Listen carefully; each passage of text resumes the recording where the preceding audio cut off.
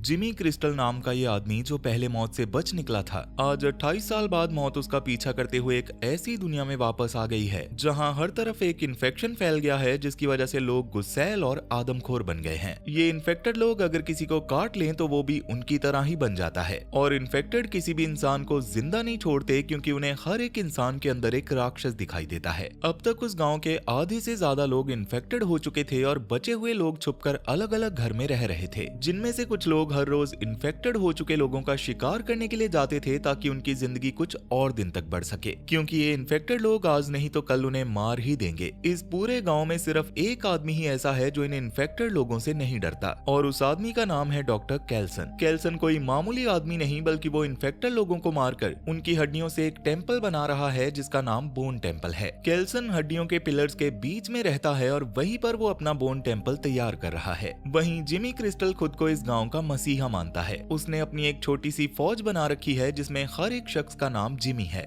आज जिमी और उसके चेले स्पाइक नाम के लड़के को मारने जा रहे थे क्योंकि यही मालिक का आदेश है। दरअसल जिमी क्रिस्टल मालिक के नाम पर लोगों को मारता है। उसका कहना है कि अंधकार के देवता यानी मालिक उसके पिता हैं और मालिक का आदेश है कि किसी पर भी रहम मत करो। जिमी के चेले उसकी हर एक बात मानते हैं क्योंकि उन्हें डर लगता है कि अगर वो जिमी के खिलाफ गए तो अंधकार का देवता उन्हें मार डालेगा। पर असल में मालिक कोई है ही नहीं और न ही जिमी ने उन्हें कभी देखा है, लेकिन वो अपना डर कायम करने के लिए बच्चों को मालिक के नाम से डराता है। खैर, अब वो सभी बच्चे स्पाइक को मारने की तैयारी करने लगते हैं, लेकिन तभी एक जिमी लड़का स्पाइक को परेशान करने लगता है क्योंकि वो स्पाइक को मारने से पहले उसे तड़पाना चाहता था। जिमी लड़का स्पाइक को चाकू दे देता है और उससे कहता है मारो, लेकिन जैसे ही स्पाइक मारने के लिए आगे बढ़ता है तभी वो स्पाइक का हाथ पकड़ लेता है और चाकू नीचे गिरा देता है। जिमी की टीम में सभी बच्चे इसी तरह निर्दयी हैं, क्योंकि जिमी ने उन्हें आदेश दे रखा है कि हमें किसी को भी नहीं बख्शना है। अब जब वो जिमी लड़का स्पाइक को परेशान कर रहा था तभी स्पाइक चाकू उठाता है और उसके पैरों के बीच में घुसेड़ देता है, और बाकी जिमी स्पाइक का गुस्सा और जोश देखकर हैरान रह जाते हैं। तब वो जिमी लड़का स्पाइक की इस हरकत पर बहुत नाराज होता है, लेकिन जैसे ही वो स्पाइक को मारने के लिए अपने पैर से चाकू निकालता है तभी अचानक उसके गुप्त अंग से खून आने लगता है। दरअसल वो चाकू उसके गुप्त अंग के बीच में घुस गई थी, जिसकी वजह से कुछ ही सेकंड्स में उसकी मौत हो जाती है, और सभी जिमी ये दृश्य देखकर हैरान रह जाते हैं। जिसके बाद उस जिमी लड़के के सर से विग हटा दी जाती है। उस लड़के के सर पर एक खास निशान था और ये निशान सभी जिमी के सर पर बना हुआ है, और इसके बाद सभी जिमी स्पाइक को अपनी टीम में शामिल कर लेते हैं और उसे अपने साथ ले जाते हैं। वहीं दूसरी ओर एक आदमी इन्फेक्टेड लोगों के झुंड से बचकर भाग रहा था। तभी उन इन्फेक्टेड आदमखोरों का लीडर सैमसन उस आदमी के सामने आ जाता है और उसे पकड़ लेता है। सैमसन को उस आदमी के शरीर में एक दरिंदा दिखाई दे रहा था, जिसके बाद सैमसन उस आदमी का गला उखाड़कर उसे मार देता है। इन्फेक्टेड आदमखोर कुछ इसी तरह से लोगों को मारते हैं। सैमसन जब उस आदमी को मारकर खा रहा था तभी उस रास्ते से कैल्सन एक प्रेग्नेंट औरत की लाश लेकर निकलता है। कैल्सन को पहले ही अंदाजा हो गया था कि सैमसन खून की महक सूंघकर यहाँ जरूर आएगा, इसलिए वो अपने हाथ में एक हथियार ले लेता है जिसके अंदर दवाई वाला तीर लगा हुआ है, और सैमसन के सामने आते ही कैल्सन वो तीर सीधा उसके सीने में मार देता है, जिसके बाद सैमसन बेहोश होने लगता है। तब कैल्सन शांति से सैमसन से बात करता है। दरअसल सैमसन का कोई नाम नहीं था, लेकिन कैल्सन उसे अपने जैसा एक नाम दे देता है, यानी कि सैमसन। जिसके बाद कैल्सन उससे थोड़ी देर बातें करता है और फिर अपने घर चला जाता है। कैल्सन का स्वभाव और उसके शौक बहुत अजीब हैं। वो घर जाकर गाना बजाता है और फिर उसी गाने की धुन पर नाचने लगता है जैसे वो किसी बात का जश्न मना रहा हो। और सबसे दिलचस्प बात यह है कि कैल्सन के घर में उसके परिवार की कुछ पुरानी तस्वीरें रखी हुई हैं। वो दुनिया जब हर तरफ खुशियां ही खुशियां थी, लेकिन फिर इन्फेक्शन फैल जाने की वजह से सब कुछ तबाह हो गया। फिर अगले दिन कैल्सन फिर से वही हथियार लेकर सैमसन के आने का इंतजार करने लगता है, जिसके कुछ ही देर बाद सैमसन भी वहाँ आ जाता है। सैमसन अभी भी बहुत गुस्से में था, लेकिन आज उसका गुस्सा थोड़ा कम है क्योंकि कैल्सन की दवा काम कर रही है। कैल्सन सैमसन से कहता है कि अगर तुमने मुझे मार दिया तो ये दवाई तुम्हें कभी नहीं मिल पाएगी, जिसका मतलब ये है कि सैमसन जानबूझ के कैल्सन के पास आता है क्योंकि उसे ये दवाई बहुत पसंद है। ये दवाई सैमसन के दिमाग को शांत करती है और उसे आदमखोर से वापस इंसान बना देती है। अब इसके बाद डॉक्टर और सैमसन साथ बैठकर कुछ देर बातें करते हैं। केल्सन देखने में जितना बुरा लगता है उतना बुरा है नहीं, क्योंकि वो सैमसन को वापस इंसान बना रहा है। ये इन्फेक्शन सैमसन के पूरे शरीर में फैल चुका है, लेकिन केल्सन को यकीन है कि उसकी दवाई सैमसन की यादें वापस ले आएगी, वो सभी यादें जो सैमसन इन्फेक्टेड होने की वजह से भूल गया था। केल्सन सैमसन से कहता है कि शांति और सुकून का जीवन जीना गलत नहीं है, लेकिन अगर हर वक्त दिमाग शांत नहीं रहेगा तो वो सोचने समझने की शक्ति भी खो देगा। केल्सन की दवाई असर तो कर रही थी, पर पूरी तरह से नहीं, क्योंकि जिस दिन ये दवाई असर कर जाएगी तब सैमसन को अपना बीता हुआ कल याद आ जाएगा। खैर, अब बातें करते करते केल्सन खुद के शरीर में भी वही दवाई इंजेक्ट कर लेता है, क्योंकि उसे सैमसन जैसा महसूस करना था। मगर कुछ समय बाद जब केल्सन की आंख खुलती है तो सैमसन वहां नहीं था। केल्सन ये बात सोचकर खुश हो जाता है और नाचने लगता है, जिसके बाद केल्सन अपने घर जाकर फिर से वही दवाई बनाना शुरू कर देता है। तभी सैमसन झाड़ियों से बाहर आता है और जोर से चिल्लाता है ताकि केल्सन उसकी ओर ध्यान दे। सैमसन के हाथ में एक मरा हुआ जानवर था, जैसे वो डॉक्टर के लिए तोहफा लेकर आया हो। अनजाने में ही सही, लेकिन एक आदमखोर और डॉक्टर के बीच एक दोस्ती का रिश्ता बनता जा रहा था। सैमसन कभी भी डॉक्टर को मारने या उन्हें खाने की कोशिश नहीं करता है, क्योंकि उसे पता है कि केल्सन उसे ठीक कर रहा है। वो दोनों साथ बातें करते हैं, नाचते हैं और साथ में वक्त बिताते हैं। सैमसन को डॉक्टर के साथ वक्त बिताना अच्छा लगता है, क्योंकि केल्सन उसे एक ऐसी दवाई दे रहा है जो उसके मन को शांति देती है। इधर कैथी, टॉम और योनो नाम के 3 लोग प्रकृति के बारे में जानने के लिए जंगल में आते हैं। उन्हें वहाँ हर तरह की बेरीज, पेड़ और कुदरत के नजारे दिखते हैं, लेकिन इन नजारों के बीच कैथी को एक अजीब सी आवाज सुनाई देती है, जैसे कोई इन्फेक्टेड इसी ओर आ रहा हो। तब वो तीनों पेड़ के पीछे छुप जाते हैं ताकि इन्फेक्टेड उन्हें देख ना पाए, लेकिन तभी योनो बहादुरी दिखाकर उस इन्फेक्टेड के पास जाता है और उसे मार देता है। पर योनो को इस बात का कोई अंदाजा नहीं था कि उसने कितनी बड़ी गलती कर दी है, क्योंकि ये इन्फेक्टेड कभी भी अकेले नहीं घूमते। तब अपने साथी की आवाज सुनकर बाकी इन्फेक्टेड तुरंत योनो के पास आ जाते हैं और उसे मार देते हैं। कैथी और टॉम इतने सारे इन्फेक्टेड लोगों को देखकर तुरंत वहां से भाग जाते हैं और अपने घर जाकर बूढ़े जॉर्ज को ये सारी बातें बताते हैं। जॉर्ज उन लोगों की तरह एक और सर्वाइवर है जो इन्फेक्टेड लोगों के झुंड से बचकर यहाँ रह रहा है। हैरान करने वाली बात ये थी कि जॉर्ज खुद भी बहुत ज्यादा डरा हुआ है, क्योंकि जिमी और उसके चेले जॉर्ज के घर पर डेरा जमा कर बैठे हैं। अब कैथी अंदर आती है और लीडर जिमी क्रिस्टल से पूछती है कि तुम लोग यहाँ क्यों आए हो, जिसके जवाब में जिमी कहता है कि यहाँ हमारी अच्छी तरह से खातिरदारी की गई, हमें अच्छा खाना खिलाया गया और इसीलिए हम लोग यहाँ से नहीं जाएंगे। इसके अलावा जिमी उसे ये भी कहता है कि हम तुम्हें मारने आए हैं। और जिमी की ये बात सुनकर कैथी घबरा जाती है। तभी उन लोगों में से एक आदमी बहुत ज्यादा भड़क जाता है, जिसके बाद सर्वाइवर और जिमी लोगों के बीच में लड़ाई होने लगती है और इसी मौके का फायदा उठाकर कैथी वहाँ से भाग जाती है।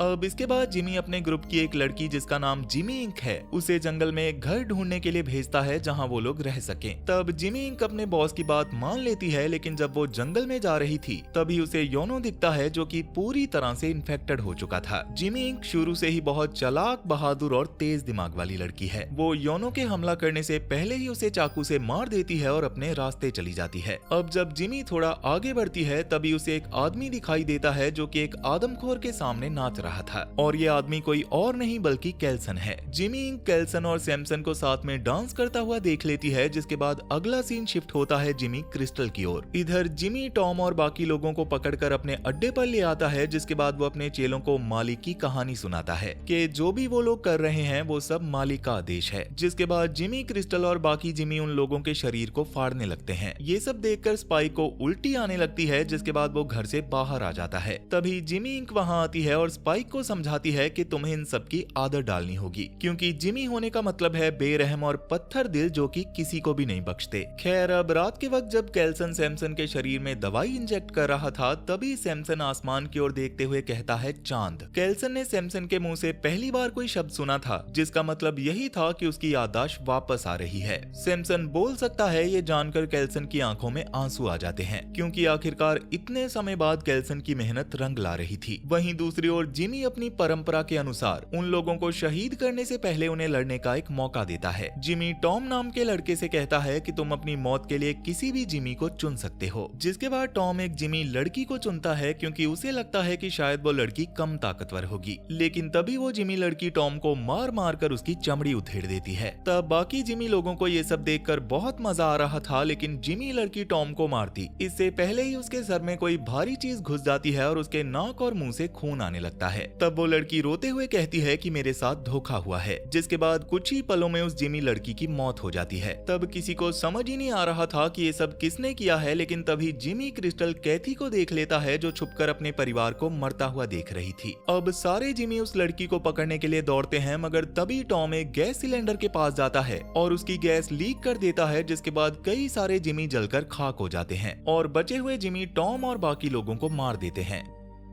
जिमी इंक और स्पाइक इन सबसे अनजान बाहर बैठकर बातें कर रहे थे, क्योंकि जिमी इंक को स्पाइक अच्छा लगता है। अब जब जिमी क्रिस्टल और बाकी जिमी बाहर आते हैं तो क्रिस्टल स्पाइक पर भड़क जाता है, क्योंकि वो एक डरपोक जिमी है। क्रिस्टल मालिक के नाम पर स्पाइक को डराने लगता है और उससे कहता है मालिक को तुम्हारे सर की भेंट बहुत पसंद आएगी। तब बाकी जिमी क्रिस्टल की इस बात का समर्थन करते हैं, लेकिन तभी जिमी इंक कहती है कि हमें ये बात मालिक से खुद पूछनी चाहिए। तब क्रिस्टल जिमी इंक की बात सुनकर हैरान रह जाता है, क्योंकि असल में मालिक कोई है ही नहीं, लेकिन जिमी इंक ने मालिक को देखा है। दरअसल जिमी इंक केल्सन को मालिक समझ रही है, क्योंकि केल्सन हड्डियों के पिलर्स के बीच में रहता है। उसके पास एक ऐसा टेम्पल है जो इंसानी खोपड़ियों से बना है और ऐसा काम तो सिर्फ मालिक ही कर सकता है। खैर, अब अगली सुबह जिमी इंक सभी जिमीज को केल्सन के पास ले जाती है। वो लोग छुपकर केल्सन को देखते हैं, जिसके बाद लीडर जिमी खुद केल्सन से बात करने जाता है, क्योंकि उसे कंफर्म करना था कि केल्सन सच में मालिक है या फिर नहीं। तब केल्सन जिमी की बात सुनकर सोच में पड़ जाता है, क्योंकि ना ही वो मालिक है और ना ही किसी मालिक को जानता है। और ये सुनकर जिमी के दिमाग में एक आइडिया आता है। क्रिस्टल सोचता है कि अगर ये इंसान सच में जिमी का मालिक बन जाए तो जिमी के चेले उससे और भी ज्यादा डरने लगेंगे। लेकिन जिमी क्रिस्टल को समझ ही नहीं आ रहा था कि केल्सन की स्किन का कलर ऑरेंज क्यों है। पर तभी केल्सन उसे बताता है कि ये आयोडीन है जो कि वायरस को मारता है। इधर बाकी जिमी जब बातें कर रहे थे तभी स्पाइक को केल्सन का चेहरा याद आने लगता है। दरअसल स्पाइक पहले भी केल्सन से मिल चुका है, जब वो अपनी माँ का इलाज करवाने के लिए केल्सन के पास आया था। इसलिए उसे यकीन है कि केल्सन कोई मालिक या फिर अंधकार का देवता नहीं है। तब स्पाइक इस बारे में जिमी इंक से बात करता है, लेकिन इंक उससे कहती है कि जो आदमी खोपड़ियों से खेलता है, आत्माओं से बात करता है, वो मालिक नहीं तो कौन है। असल में इंक को इस बात की चिंता नहीं थी कि केल्सन उनका मालिक है या नहीं, बल्कि उसे शक है जिमी क्रिस्टल पर, क्योंकि क्रिस्टल ने उन्हें पहले ये बात कभी नहीं बताई थी कि उसके पिता पहाड़ों पर रहते हैं और उनका हड्डियों का महल है। जिमी इंक को पूरा यकीन है कि क्रिस्टल झूठ बोल रहा है और बाकी जिमीज को डरा धमकाकर उनका लीडर बना बैठा है।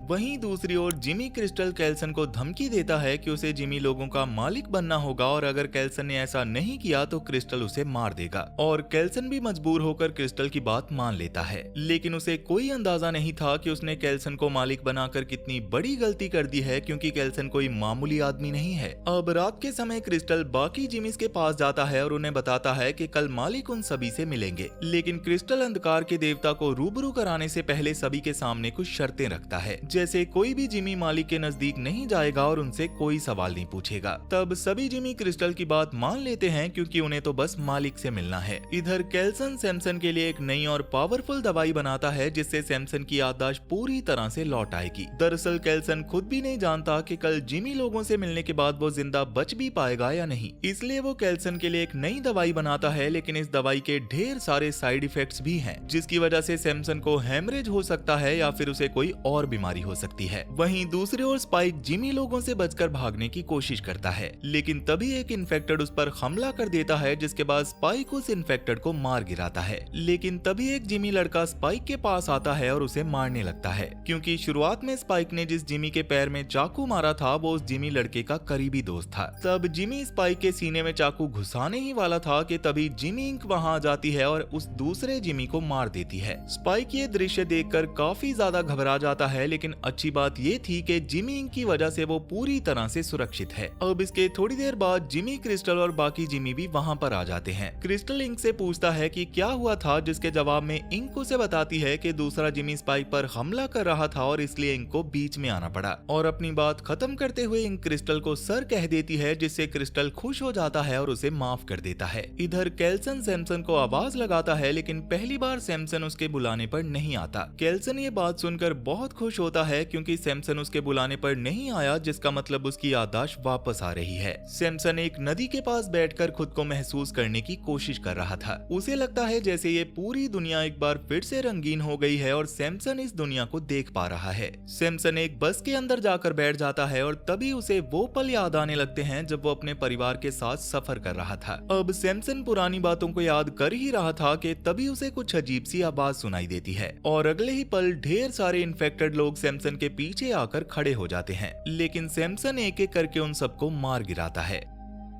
वहीं केल्सन मालिक बनने की तैयारी कर रहा था क्योंकि आज वो कुछ ऐसा करने वाला है जिसे जिमी लोग जिंदगी भर याद रखेंगे। जब जिमी क्रिस्टल अपने चेलों के साथ बोन टेम्पल में आता है तो केल्सन एक देवताना रूप लेकर नाच रहा था। वो जिमी के चेलों को एहसास कराता है कि वही उनका मालिक है, जिसे देखकर जिमी क्रिस्टल बहुत खुश होता है। सभी जिमी लोगों को केल्सन का डांस बहुत पसंद आता है, जिसके बाद वो सभी उसकी धुन पर नाचने लगते हैं और यहीं से असली खेल शुरू होता है क्योंकि केल्सन ने जिमी के चेलों को विश्वास दिला दिया था कि वही उनका मालिक है। अब जब केल्सन नाचना बंद कर देता है तो बाकी जिमी भी रुक जाते हैं, जिसके बाद केल्सन अपनी चाल चलना शुरू करता है। वो जिमी को एक झूठी कहानी बताते हुए कहता है कि बचपन में हमारे घर के पास एक चर्च था और वहाँ ईश्वर के बेटे जीसस की एक तस्वीर थी जिन्हें सूली पर चढ़ा दिया गया था। जिमी क्रिस्टल भी केल्सन की हाँ में हाँ मिलाता है क्योंकि उसे लग रहा था कि केल्सन फिर से कुछ तड़कता भड़कता करने वाला है, लेकिन तभी केल्सन जिमी क्रिस्टल से कहता है कि जीसस को दुनिया के मार्गदर्शन के लिए सूली पर चढ़ना पड़ा था, इसलिए जिमी को भी उसके अंधकार के देवता की जगह लेने के लिए सूली पर चढ़ना होगा। तब जिमी केल्सन की बात सुनकर हंसने लगता है और उससे पूछता है कि मुझे सूली पर कौन चढ़ाएगा, जिसके जवाब में केल्सन कहता है कि तुम्हारे रक्षक यानी कि जिमी इंक और बाकी सारे जिमी। तब क्रिस्टल समझ जाता है कि उसके साथ धोखा हुआ है। वो बाकी सारे जिमी को केल्सन की सच्चाई बता देता है कि ये कोई अंधकार का देवता नहीं बल्कि एक आम इंसान है और बाकी सारे जिमी को समझ ही नहीं आ रहा था कि ये सब हो क्या रहा है। लेकिन तभी जिमी क्रिस्टल को मारने के लिए आगे बढ़ती है क्योंकि उसे सालों से बस इसी पल का इंतजार था और मालिक का आदेश मानना उसका कर्तव्य है। मगर मौका मिलते ही क्रिस्टल केल्सन के पेट में चाकू घुसा देता है और बाकी सारे जिमी को आदेश देता है कि जिमी इंक को खत्म कर दो। तब बाकी सारे जिमी इंक पर टूट पड़ते हैं, लेकिन इंक एक एक करके उन सभी को मार डालती है और आखिर में स्पाइक और जिमी इंक मिलकर क्रिस्टल को भी मार देते हैं। स्पाइक बहुत समय से क्रिस्टल को मारना चाहता था और आज वो ये मौका हाथ से जाने नहीं देता, जिसके बाद स्पाइक अपनी विग उतारता है और केल्सन को संभालता है। स्पाइक और केल्सन को इस तरह से देखकर जिमी को एहसास होता है कि वो दोनों बहुत पहले से ही एक दूसरे को जानते हैं। तब स्पाइक ने रोते हुए केल्सन से पूछा कि आपने जिमी क्रिस्टल से वो बात क्यों कही, क्योंकि वो अपने चेलों को लेकर वहाँ से जाने ही वाला था। जिसके जवाब में केल्सन स्पाइक को बताता है कि मैंने मास्क के पीछे तुम्हारा चेहरा देख लिया था और तभी केल्सन को याद आ गया कि ये वही लड़का है जो एक बार अपनी माँ का इलाज करवाने के लिए उसके पास आया था।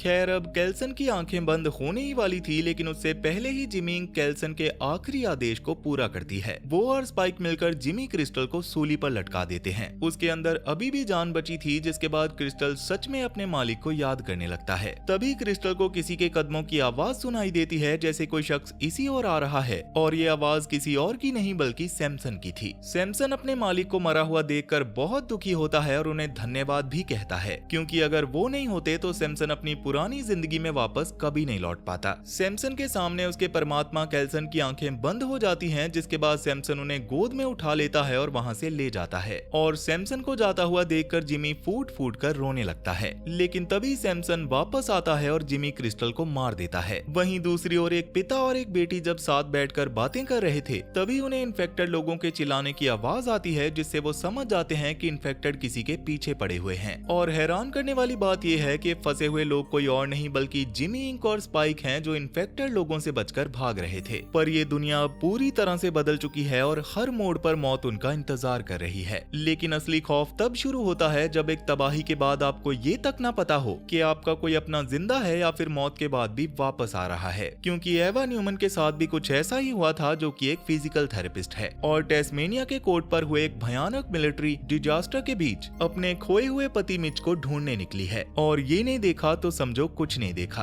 एवा ने ये जानते हुए भी साउथ जोन में बॉडी रिट्राइवल यूनिट को ज्वाइन कर लिया था कि वहाँ मिलने वाली बॉडीज नॉर्मल नहीं है। कुछ विक्टिम्स ब्रेन डेड हैं, पर उनके अंदर अभी भी अजीब सी एक्टिविटी बची है। तो क्या एवा मौत के साय से अपने पति को जिंदा निकाल पाएगी या फिर वो भी इन अनडेड विक्टिम्स का शिकार बन जाएगी? ये जानने के लिए जल्दी से स्क्रीन पर दिख रही राइट वाली वीडियो पर क्लिक करें और देखें ये खौफनाक कहानी। और अगर कुछ और देखना चाहते हो तो लेफ्ट वाली वीडियो पर क्लिक कर लो। तब तक मैं चला आपके लिए ऐसी एक और वीडियो बनाने। So tata bye bye, Radhe Radhe.